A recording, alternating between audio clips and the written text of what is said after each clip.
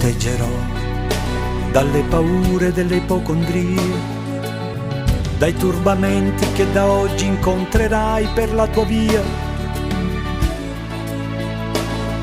dalle ingiustizie e dagli inganni del tuo tempo, dai fallimenti che per tua natura normalmente attirerai. Ti solleverò dai dolori e dai tuoi sbalzi d'umore, dalle ossessioni delle tue manie.